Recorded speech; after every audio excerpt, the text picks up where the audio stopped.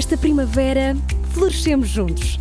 Apoie as vozes plurais que não têm medo de ir contra a corrente e partilhe a sua opinião nos comentários. Desfrute de todos os benefícios Observador, agora com 20€ de desconto. Assine hoje em observador.pt.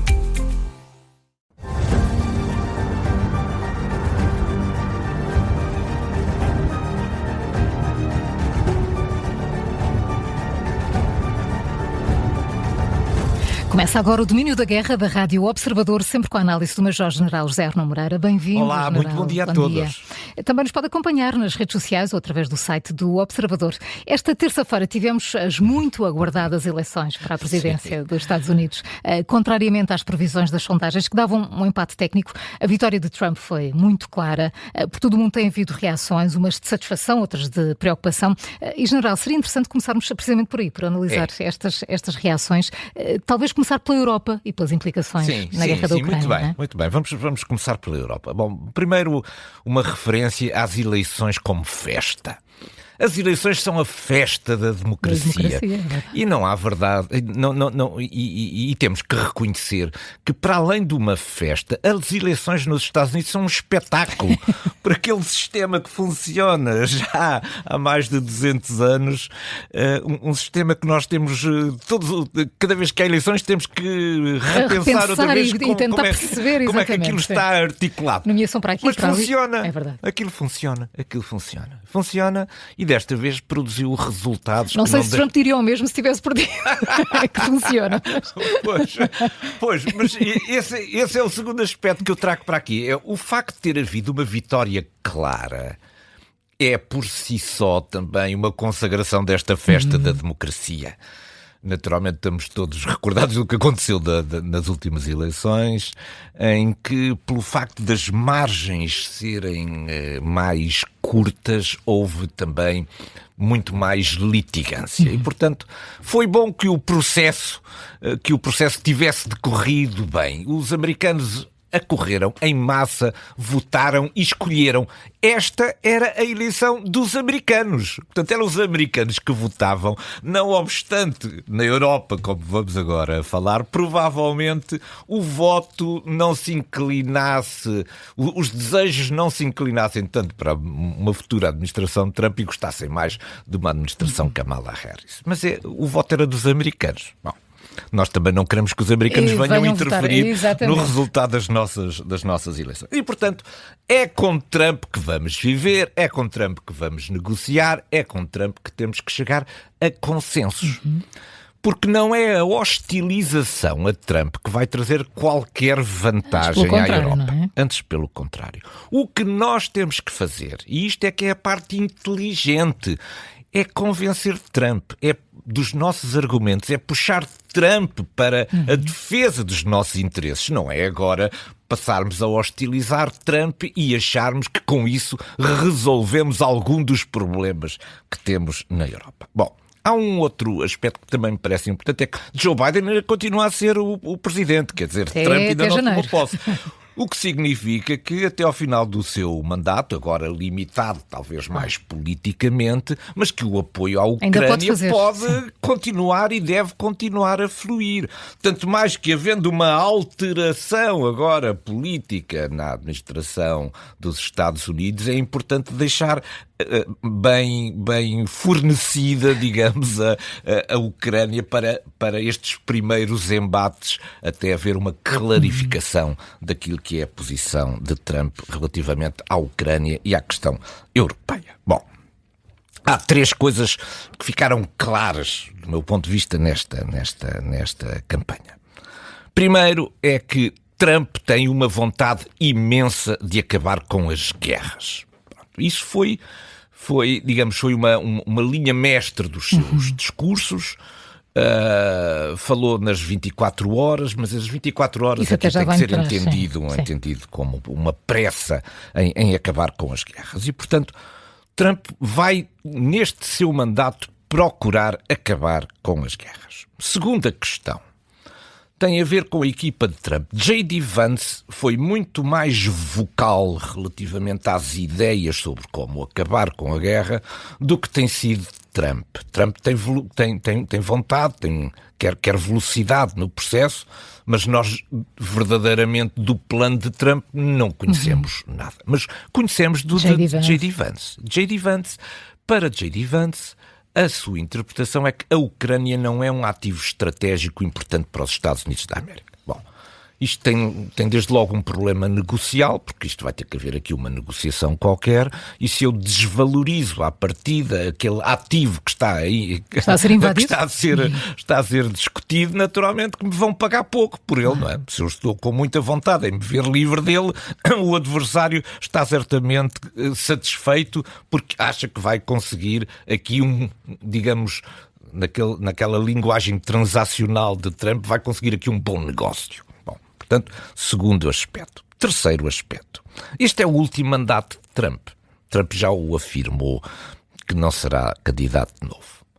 Vai querer deixar história. Ele do primeiro mandato não deixou... Aliás, já tínhamos falado sobre isso, sim. Não, ele do primeiro mandato não deixou história. Mas ele vai querer deixar história. Esta é a sua grande oportunidade. E neste sentido, torna menos clara quais são as suas opções de negociação. Porque Trump também não vai querer. Vamos lá, os ídolos de Trump são os grandes autocratas mundiais. Porquê?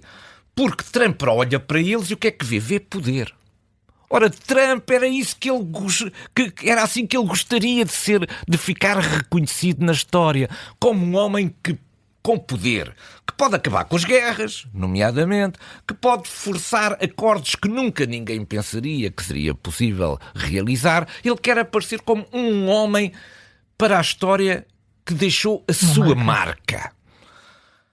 E esta abordagem de que Trump vai entregar sem custos adicionais a Ucrânia também pode não se encaixar neste seu imenso ego de querer aparecer como o homem forte que negocia com os autocratas e que acaba por impor a sua vontade. Portanto, estamos aqui numa linha muito, muito difícil de perceber entre, por um lado, declarações que mostram uma certa desvalorização do ativo estratégico Ucrânia, mas, por outro lado, uma vontade de deixar uma marca perene e de sair deste seu segundo mandato como um homem forte e poderoso. Bom, talvez seja importante começarmos a olhar agora para a equipa, para a possibilidade da equipa de Trump. Porque, ao olharmos para a equipa, também percebemos aí melhor a ideia de Trump que nós andamos à procura, a procurar conceptualizar há tanto tempo. Bom, primeiro temos o National Security Advisor. O NSA tem um papel importantíssimo naquilo que é uma ajuda fundamental para Trump no sentido de lhe mostrar os prós e os contras das decisões de natureza estratégica. E fala-se muito em Richard Grenell, que foi o embaixador dos Estados Unidos na Alemanha. Há um dado importante sobre Grenell. É que ele estava presente no outro dia quando Trump recebeu Zelensky. Quem é que estava sentado na sala? Grenell. Isto pode ser uma indicação importante que ele pode estar realmente a caminho de ser o National Security Advisor. Bom, e o que é que pensa Grenell sobre a Ucrânia? O que pensa Grenell é que era interessante aqui haver uma zona autónoma no leste da Ucrânia, portanto, que nem fosse completamente uma zona entregue aos russos, nem fosse uma zona administrada pela Ucrânia com uma espécie de zona todo o seu poder. Kiev considera um bocadinho inaceitável isto, mas enfim, é importante perceber o que é que pensa a equipa. Depois, a equipa do secretário de Estado, há 3 nomes em cima da mesa. Um deles é Robert O'Brien. Pode ser, provavelmente, Robert O'Brien pode ser o escolhido para secretário de Estado. Ele Foi no primeiro mandato de Trump, foi o National Security Advisor. Portanto, tem experiência a trabalhar com Trump e trabalhou na área internacional. É talvez, para o cargo de secretário de Estado, o mais falcão, digamos assim, o mais virado para soluções de natureza militar. E foi também aquele que foi mais apoiante da Ucrânia em relação a todos os outros candidatos. Bom, portanto, enfim, O'Brien poderia não ser, do ponto de vista da Europa e da Ucrânia, poderia não ser uma má escolha. Já o outro candidato, que é Bill Hagerty, que foi embaixador dos Estados Unidos no Japão durante a primeira administração de Trump, opôs-se firmemente à ajuda à Ucrânia. Portanto, nós vemos que dentro destas possibilidades que temos aqui, há uns mais próximos da Ucrânia e outros bastante distantes. Este Hagerty é profundamente contra a ajuda militar à Ucrânia. E depois temos o Marco Rubio, que é senador da Flórida, e que classifica esta guerra como um impasse. Isto é, vamos ter que sair daqui já não de uma forma de natureza militar, mas de uma forma negocial. Bom, portanto, há aqui escolhas e estas escolhas vão ditar também aquilo que vai ser o olhar de Trump sobre esta questão. E depois há a questão também que é importante aqui nestes cargos, que é o de secretário da Defesa. Há aqui duas escolhas possíveis. Uma delas é Mike Waltz. O Mike Waltz, congressista da Flórida, é o falcão americano contra a China. Portanto, se o secretário da Defesa for Mike Waltz, o foco da administração americana será a China. E muito falou sobre a China, não é, de Trump. Há um outro que é mais conhecido de nós, outro candidato a secretário da Defesa, que é Mike Pompeo. Porque Mike Pompeo foi diretor da CIA, portanto está muito informado sobre estes assuntos e poderia ser, enfim, destas várias escolhas, o mais amigo da solução ucraniana. Portanto, nós ainda temos aqui um leque de escolhas e a forma como eles serão selecionados certamente também nos dirá muito sobre aquilo que é a perspectiva e o olhar de Trump sobre esta coisa. Agora temos a posição europeia. Bom, os líderes europeus estiveram reunidos, eu não sei se foi de emergência, não foi certamente, porque a reunião estava mas tinham um certo aspecto de uma reunião de emergência. O discurso mais forte e assertivo foi o de Macron ontem à noite. Foi de longe o mais assertivo. E ele chamou a atenção para dois aspectos que nós nos andamos permanentemente a esquecer, e Macron tem razão. A comunidade política europeia, que é formada pela União Europeia e por mais um conjunto de cerca de duas dezenas de países europeus que não pertencem à União Europeia, mas é um fórum de discussão política onde existe uma certa visão unânime sobre a Europa e os valores da Europa, etc.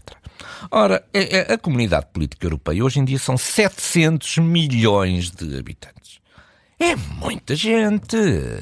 São 700 milhões de habitantes, com toda a economia que depois está por trás. Portanto, não são apenas muitos países, não são apenas muitos habitantes, são também um enorme mercado gerador de poder. E, portanto, Macron vem dizer, mas nós estamos com medo de quê? Nós somos 700 milhões nesta comunidade política europeia. E a União Europeia são 440 milhões. São 3 vezes a população da Federação Russa. Geramos um produto interno bruto muito superior. Temos capacidades de defesa também sofisticadas.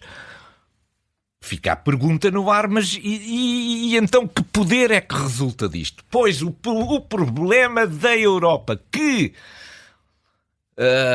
Macron não aflorou é um problema muito simples. Liderança. Nós não temos liderança na Europa porque aquilo que funcionava como motor da Europa, que era uma aliança deste eixo Paris-Berlim, deixou de funcionar.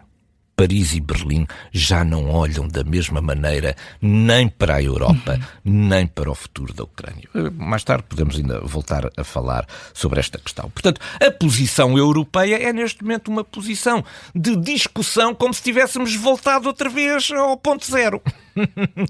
Significa que quê? Que não aprendemos a lição do primeiro mandato e não estávamos preparados para o regresso de Trump à liderança dos Estados Unidos da América. Muito preocupante, porque andamos sempre à espera que aconteça algo, não é? Para depois então reagir. Um milagre qualquer. Depois há a posição da Ucrânia. Bom, Zelensky telefonou a Trump. Essa conversa foi uma conversa de nível elevado e, portanto, fez muito bem em felicitar Trump. É como eu digo, isto não se trata de hostilizar, mas sim... Não se trata de hostilizar Trump. Sim. Trata-se de trazer Trump para dentro daquilo que são a nossa visão do mundo e as nossas preocupações. O Zelensky também falou ontem e o seu discurso é um discurso quase de natureza moral, quer dizer, nós não podemos deixar que aqueles que têm intuitos de natureza imperial acabem por ditar as leis da nova ordem mundial que está em construção. Pois há a posição da Rússia. Bom, a posição da Rússia foi a de, se os americanos não têm vontade de conservar este ativo estratégico da Ucrânia, reafirmaram outra vez que a operação militar especial é para continuar e que Washington sabe bem quais são as condições que Moscou coloca. Isto é, não houve nenhum passo atrás por parte da Federação Russa. Portanto, ou Trump tem aqui um plano qualquer que nós ainda não descobrimos, em que obrigue a Federação Russa a ceder alguma coisa nisto, ou então nós caminhamos aqui para um impasse muito perigoso, em que temos vontade de resolver um conflito, mas em que nenhuma das partes, Zelensky não quer ceder território, por questões Putin são naturalmente óbvias, e Putin, depois de ter perdido já 700 mil homens entre mortos e feridos, também não quer deitar fora os territórios que, entretanto, sobre os quais avançou militarmente. Portanto, a Europa voltou outra vez ao ponto zero, que é o ponto da discussão do que é a Europa, para que é que serve a Europa e como é que se constrói poder na Europa. Para isso precisamos que o eixo Berlim-Paris estivesse a funcionar.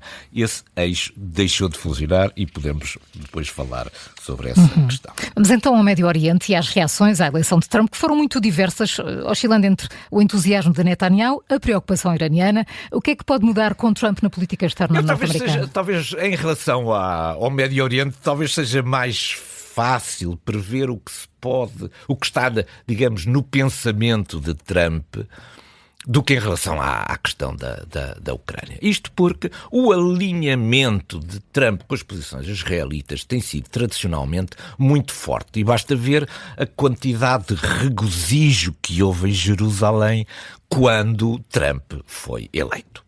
Aliás, já prevendo isso, parece-me que aquela demissão de Yoav Gallant era já a contar com isto. Porquê? Porque Gallant era a ponte do governo israelita com a administração Biden. A administração Biden já não falava com Netanyahu. Isto é, eram só discussões telefónicas. Quem fazia a ponte era Gallant. Ora, Gallant fica dispensável a partir do momento em que a administração Biden vai embora. Portanto, a minha leitura é que Gallant deixou de ser necessário no governo de Israel, exatamente porque mudou a administração norte-americana. Bom, há aqui duas questões que do meu ponto de vista, vão ter, talvez três, um desenvolvimento talvez mais acelerado. Primeiro, a questão de Gaza agora deixou de ser importante para os Estados Unidos. Todos aqueles aspectos da defesa dos dois Estados, das preocupações, muitas preocupações de natureza humanitária e etc., vão ser desvalorizados pela administração Trump. Segunda questão. Israel ganhou liberdade de ação estratégica. Isto é, os Estados Unidos, na administração de Trump, também não simpatizam com o Irão e, portanto, também estarão menos dispostos a colocar rédeas naquilo que é a confrontação entre Israel e o Irão. Terceiro aspecto. Trump deixou uma coisa pendurada do seu primeiro mandato. E eu julgo que esse é o seu grande plano para o Médio Oriente. Ele quer recuperar outra vez o prosseguimento dos acordos de Abraão. E quer puxar definitivamente a Arábia Saudita para dentro desses acordos. O que significa que vai, com a sua habilidade negocial, procurar aqui encontrar essas condições. Continua a ser problemática a questão de Gaza, porque a Arábia Saudita não se sente confortável a aproximar-se de Israel enquanto permanecer a questão de Gaza. Mas Trump vai procurar aqui, do meu ponto de vista, esse é o seu grande objetivo, é que neste segundo mandato consiga terminar aquilo que não conseguiu no primeiro mandato, que é trazer a Arábia Saudita para negociações e acordos de paz com Israel. Nas redes sociais e até nos principais mídias começam a aparecer referências à necessidade da Europa se desligar estrategicamente de Washington e de seguir o seu próprio caminho. General Arnaud Moreira, estas vozes são bem intencionadas ou são apenas cortinas de fumo? É que há tudo. É que algumas são verdadeiras cortinas de fumo. Bom, algumas são bem intencionadas. Eu julgo que Macron é bem intencionado com aquele seu discurso muito assertivo, a mostrar que a Europa pode gerar poder. A Europa tem condições para gerar poder, mas falta-lhe a liderança. Esse é que é o problema. Mas à margem desta questão, há depois um conjunto daquilo que eu chamo os cordeirinhos de Putin. O que é que são os cordeirinhos de Putin? São umas coisas muito fofinhas que aparecem no Ocidente disfarçados de herbívoros, mas cujo único propósito de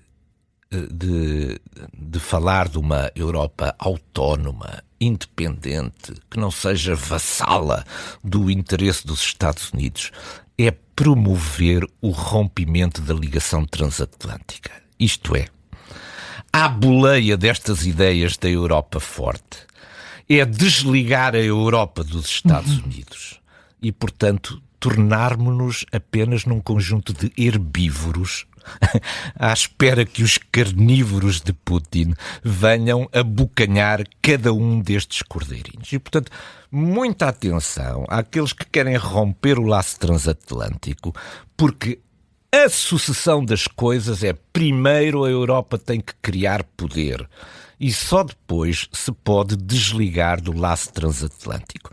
O que estes cordeirinhos de Putin andam a fazer é o contrário. É mostrar-nos que não podemos ser vassalos de Washington, temos que rapidamente nos afastar de Washington para podermos depois ser comidos pelos lobos de Putin. Hoje o nosso ponto de mira salta para Berlim, onde há indícios claros de que a coligação governativa que suporta o governo de Olaf Scholz parece estar a desfazer-se. General, que desenvolvimentos podemos esperar de tudo isto? Pois. Com a admissão do aquilo ministro, que nós falávamos há bocadinho sobre que este eixo deixou de funcionar e deixou de funcionar também por aquilo que eu diria que é que é irreconciliável. Quer dizer, o SPD nunca se sentiu confortável naquela imagem que procurou dar logo a seguir à invasão da Ucrânia pela Federação Russa, de que ia tudo mudar e que a Alemanha se ia transformar numa enorme potência militar e que a Federação Russa ia sofrer com esta invasão porque a Alemanha estava disponível para até ao fim apoiar a Ucrânia. O SPD, portanto o Partido Social Democrata do chanceler Scholz, nunca esteve confortável com esta ideia de ter a Federação Russa como inimiga. E é esse o tema que eu trago aqui. Esta semana aconteceu uma coisa absolutamente incrível e que passou muito despercebida. Tem a ver com o resultado das eleições estaduais. Trouxeram para a ribalta um novo partido populista e amante de Putin e contra a NATO, que é o partido de Sarah Wagenknecht. Sarah, porque é mais fácil do que dizer Wagenknecht. Mas saiu-se muito bem. Sarah está disponível para apoiar o SPD em coligações nestes estados, desde que assine uma declaração em que diz o seguinte: a guerra não vai terminar enquanto continuarmos a entregar armas. Isto é, o SPD está muito tentado a subscrever declarações pacifistas que vão entregar a Ucrânia nas mãos da Federação Russa para poder manter ou formar governo com estes partidos putinistas, anti-NATO e também anti-europeus. General Arno Moreira, é sempre um gosto tê-lo connosco. Muito obrigada pelo domínio da guerra. Bom fim de semana para todos. Bom fim de semana também.